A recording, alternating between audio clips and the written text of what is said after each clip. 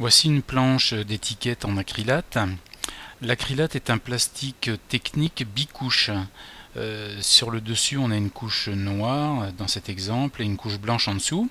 Grâce à un laser, on détruit la couche supérieure pour faire apparaître la couche inférieure, ce qui donne le contraste et donc l'impression. L'acrylate est très résistant, il résiste aux UV, à l'humidité, c'est inrayable, intransférable. Donc pour vous montrer, on fait un petit essai avec une lame de cutter, voilà, qu'on raye, donc ça a juste abîmé un petit peu le bord de l'étiquette, voilà, mais quand on zoome, on voit que l'acrylate n'est pas du tout abîmé.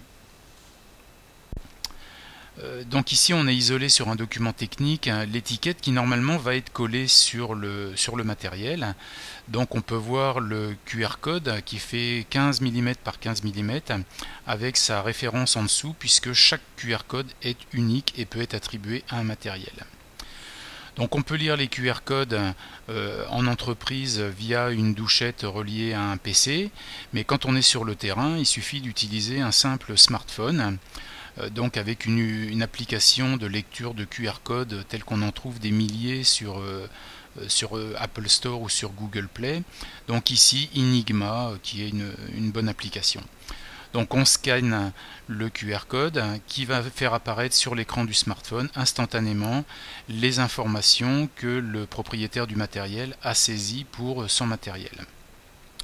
Donc ici on voit le logo de l'entreprise, les coordonnées complètes avec le téléphone, les deux téléphones, l'adresse email, le site internet qui sont des liens cliquables, on peut les utiliser immédiatement, la photo du matériel.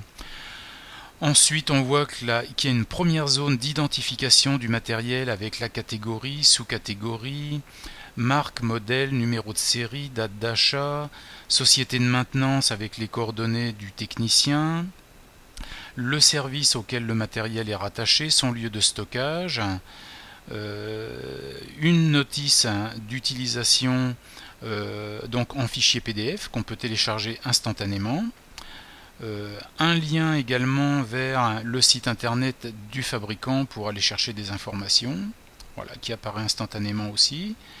Et ensuite, le propriétaire a créé une deuxième zone spécifique pour l'entretien, où il a sa date d'entretien, l'entretien qui a été fait, les pièces qui ont été changées avec les numéros de série, et puis les révisions qui sont prévues pour les prochaines visites.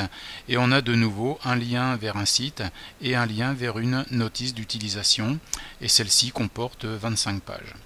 Voilà donc les différentes informations qu'on peut mettre à l'intérieur de ce petit QR code pour le matériel de location ou les parcs de matériel.